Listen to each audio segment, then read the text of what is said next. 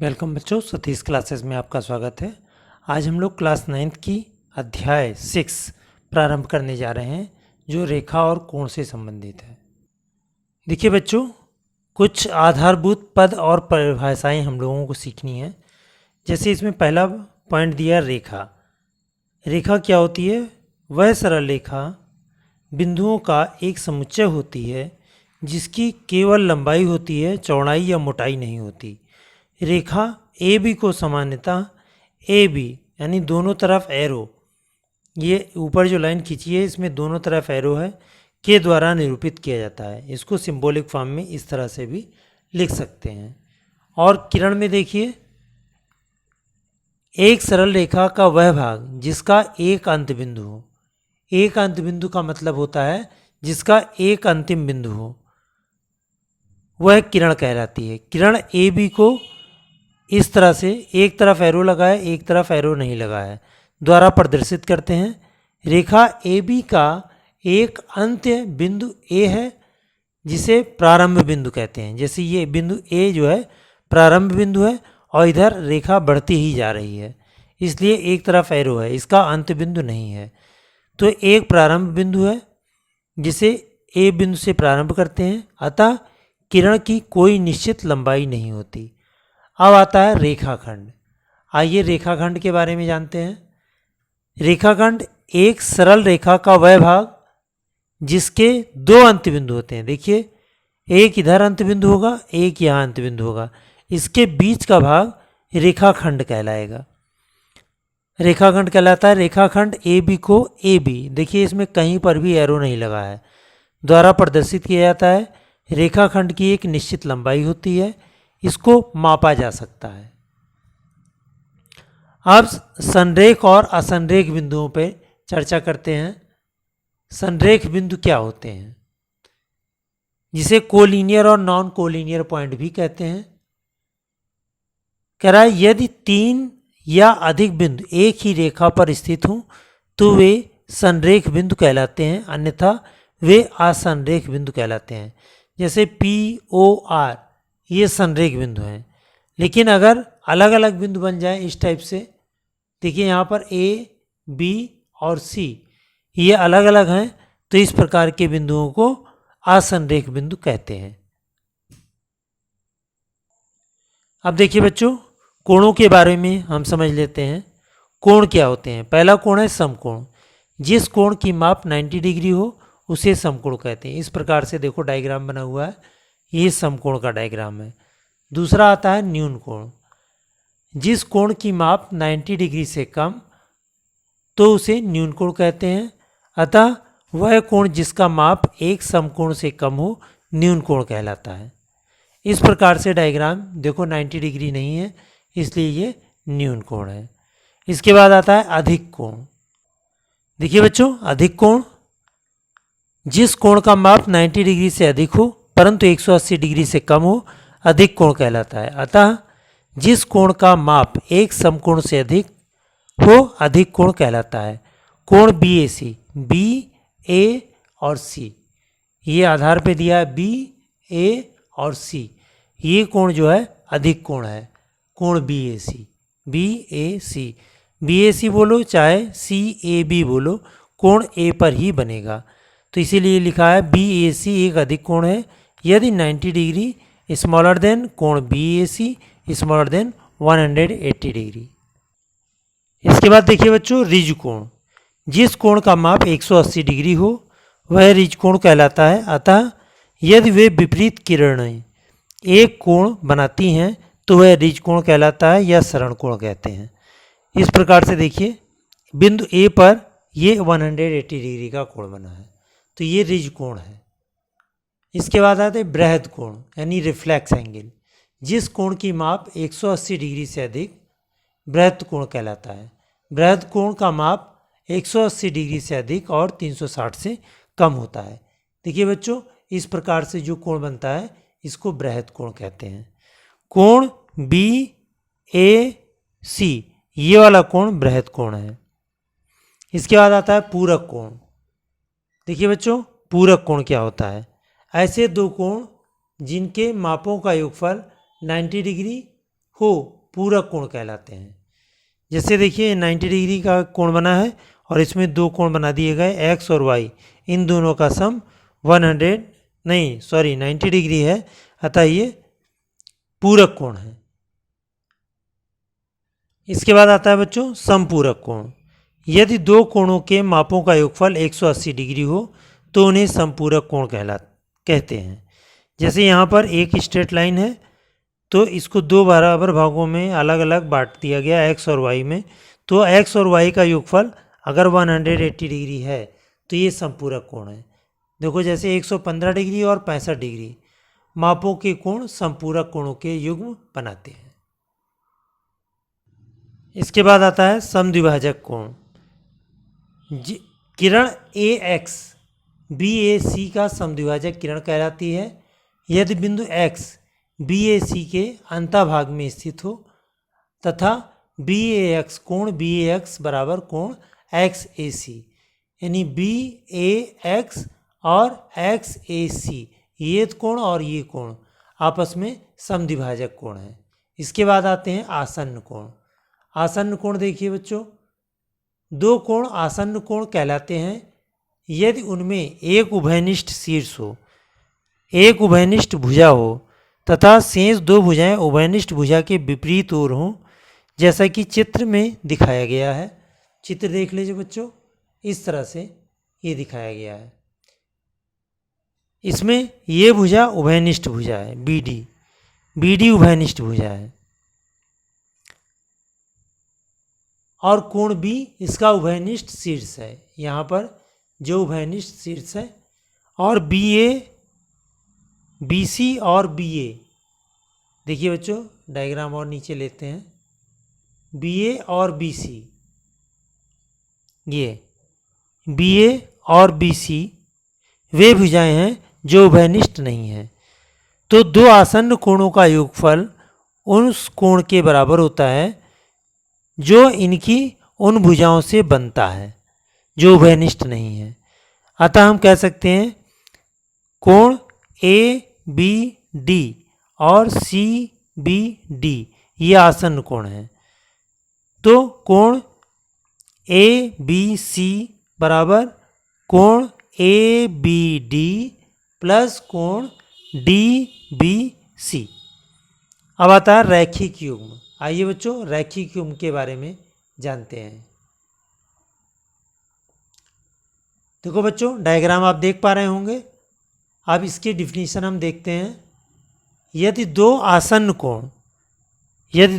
कोणों का योगफल 180 डिग्री है तो उनकी दो वे भुजाएं जो उभयनिष्ठ नहीं हैं एक सरल कोण बनाती हैं और कोणों का युग्म रैखिक युग्म कहलाता है।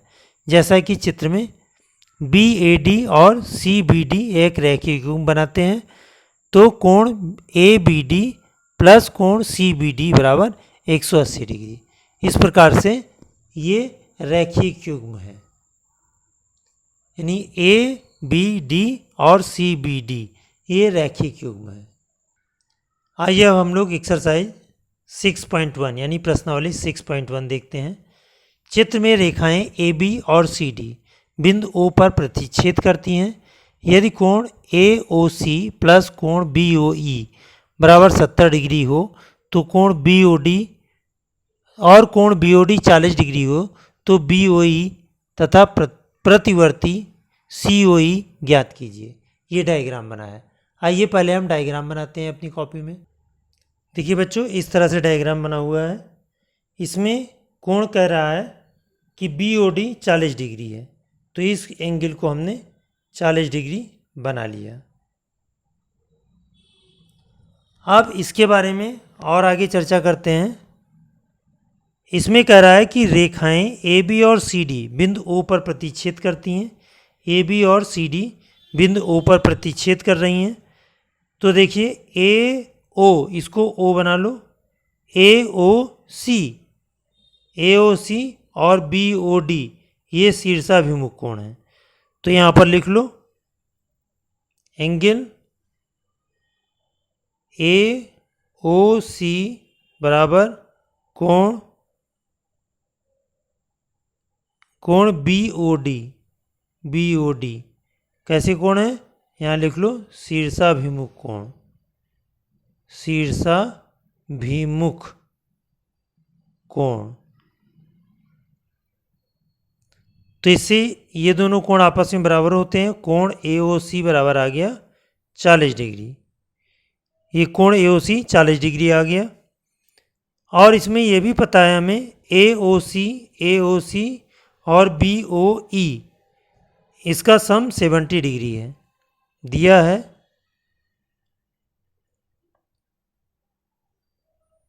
एंगल AOC प्लस BOE बराबर 70 डिग्री, 70 डिग्री आ गया। तो अगर हम AOC की वैल्यू देख लें, AOC दिया है 40 डिग्री, तो 40 डिग्री प्लस एंगल BOE बराबर 70 डिग्री। तो एंगल BOE हम निकाल सकते हैं। BOE इक्वल टू हो जाएगा 70 माइनस 40। तो एंगल BOE हमारा आ गया 30 डिग्री। तो एंगल BOE हमारा 30 डिग्री आ गया। अब प्रतिवर्ती COE हमें बनाना है। तो पहले हम COE की वैल्यू निकाल लें और प्रतिवर्ती ये हो जाएगा, ये कोण। पहले हम COE निकालें।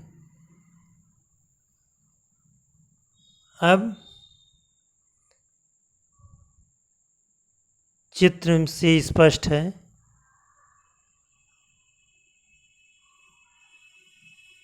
चित्र से स्पष्ट क्या है, AOC plus COE, AOC plus angle COE plus angle BOE is equal to 180 degree. AOC हमें 40 डिग्री पता है, COE हमें ज्ञात करना है और BOE हम 30 डिग्री निकाल चुके हैं, इज इक्वल टू 180 डिग्री। अब 40 प्लस 30 हमारा 70 आ गया। तो angle COE is equal to 180 minus 40 minus 30, तो यह आ जाएगा 180 minus 70 is equal to 110 degree. तो 110 डिग्री हमारा एंगल COE आया। अब प्रतिवर्ती COE निकाल लो। प्रतिवर्ती एंगल COE, प्रतिवर्ती निकालने के लिए इसको 360 से माइनस कर दो, एंगल COE। तो यह आ जाएगा 360 माइनस 110, इसको माइनस करेंगे तो लगभग ये आ जाएगा 250 डिग्री।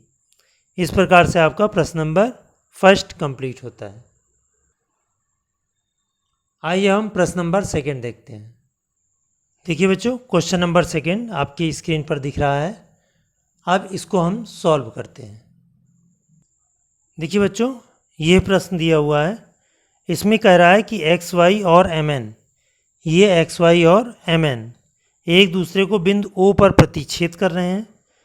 यदि POY ये 90 डिग्री है और A और B का जो रेशियो दिया 2:3 है, तो C का मान ज्ञात करने को कह रहा है। आइए इसे देखते हैं। और ये हमें पता है कि A ratio B, angle A ratio angle B equal to 2:3, ये हमको पता है। तो अगर ये एंगल हमें पता है तो जब हम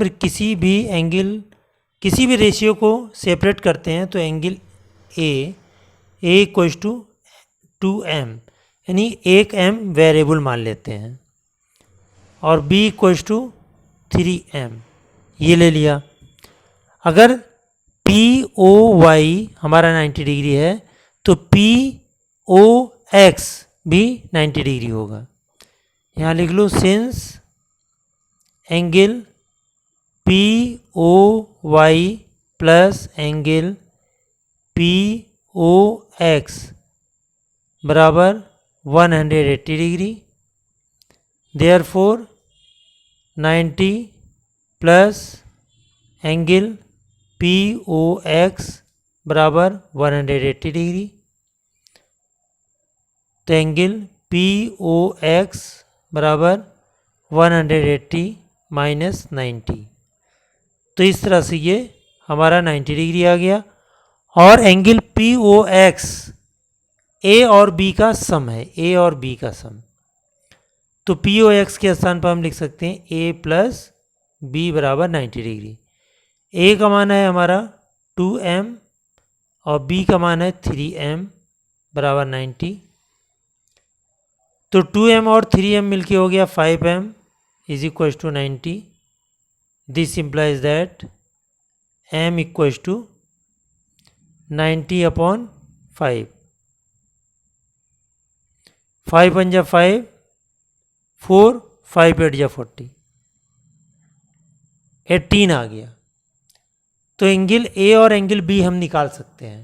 therefore angle A is equal to therefore A equal to 2 into 18 यानी 36 डिग्री, तथा B equal to 3 into 18 is equal to 54 degree.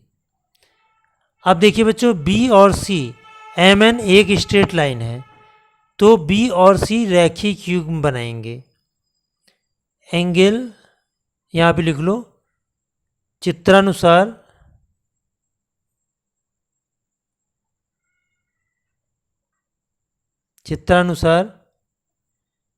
B plus C is equal to 180 degree. यहाँ लिख लो रैखिक युग्म,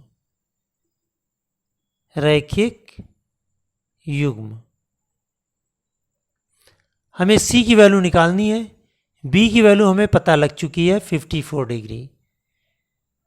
तो 54 plus C is equal to 180 degree, इसलिए C बराबर 180 minus 54। तो C equal to 10 minus 4 6, 7 minus 5 2 1, 126 degree ये इसका आंसर हो गया। तो एंगल सी की वैल्यू हमें प्राप्त हो चुकी है 126 डिग्री, और यही हमें ज्ञात करना था। इस तरह से आपका प्रश्न नंबर 2 समाप्त होता है। आइए प्रश्न नंबर 3 देखते हैं। देखिए बच्चों, आपकी स्क्रीन पर क्वेश्चन नंबर 3 दिख रहा है। यदि एंगल पी क्यू आर बराबर एंगल पी आर क्यू, तो सिद्ध करो एंगल पी क्यू एस बराबर एंगल पी आर टी। आइए प्रारंभ करते हैं। देखिए क्वेश्चन नंबर 3, डायग्राम इस प्रकार से है। दी गई आकृति में एस आर एक ऋजु रेखा है और बिंदु Q पर रेखा पी क्यू मिलती है, ठीक है। और पी क्यू एस और पी क्यू आर एक रैखिक युग्म है। यहाँ पर देख लो, angle P Q S plus angle P Q R, P Q R is equal to 180 degree. यहाँ पर लिख लो रैखिक युग्म, रैखिक युग्म। इसको इक्वेशन फर्स्ट कर दो। इसी प्रकार से पी आर क्यू और पी आर टी ये भी रैखिक युग्म है। P R Q plus P R T बराबर 180 डिग्री। इसको इक्वेशन सेकेंड कर दो। और लिख लो रैखिक युग्म। रैखिक युग्म, ये भी दोनों बराबर हो गए। परंतु यहां पर कह रहा है कि पी आर क्यू और पी क्यू आर ये आपस में बराबर हैं, परंतु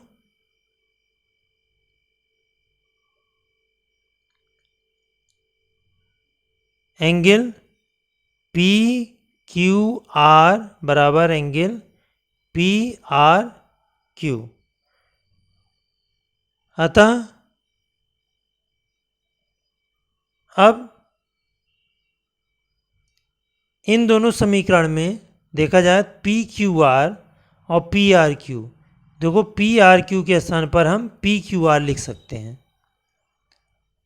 अतः समीकरण दो से पी आर क्यू के स्थान पे पी क्यू आर हमने लिख दिया। Angle P Q R plus angle P R T is equal to 180 degree. इसको समीकरण 3 कर दिया। अब समीकरण 1 और 3 से, समीकरण 1 व 3 से देखिए राइट हैंड साइड दोनों में 180 है, तो लेफ्ट हैंड साइड भी आपस में बराबर होंगे। तो पी क्यू एस और P Q R angle P Q S plus angle P Q R is equal to angle P Q R angle P Q R plus angle P R T. ये angle और ये angle आपस में बराबर हैं इसलिए cut गए, तो एंगल पी क्यू एस बराबर एंगल पी आर टी आ गया। एंगल पी क्यू एस बराबर एंगल पी आर टी इति सिद्धम। इस प्रकार से आपका प्रश्न नंबर 3 समाप्त होता है। आइए प्रश्न नंबर 4 देखते हैं।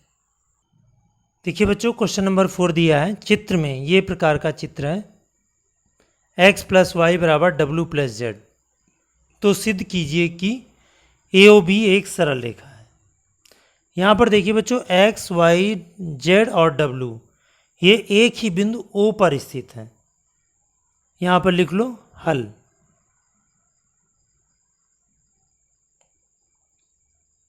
कोण x, कोण y, कोण W, एक्स वाई जेड तथा एंगल W एक ही बिंदु O पर स्थित हैं।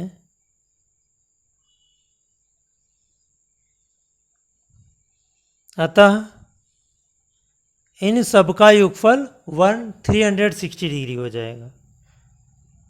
तो x plus Y plus Z plus W is equal to 360 degree. इसको इक्वेशन फर्स्ट कर दिया। परंतु देखो यहाँ पर x प्लस वाई और w प्लस जेड ये 180 है। यहाँ लिख लो परंतु x प्लस वाई बराबर W प्लस जेड ये दिया है।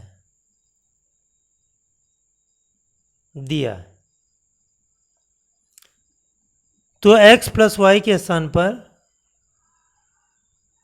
W प्लस जेड लिख सकते हैं। देयरफॉर समीकरण 1 से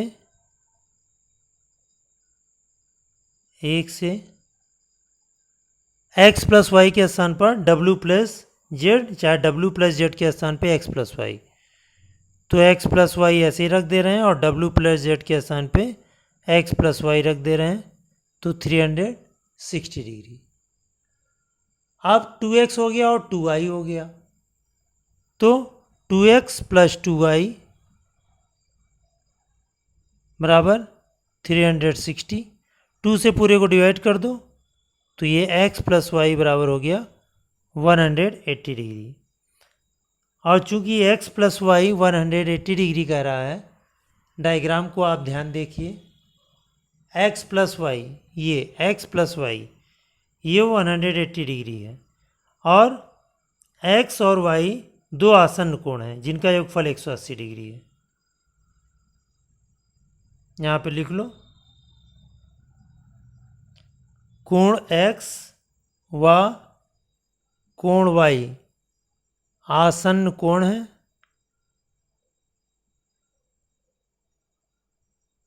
आसन्न कोण है, अतः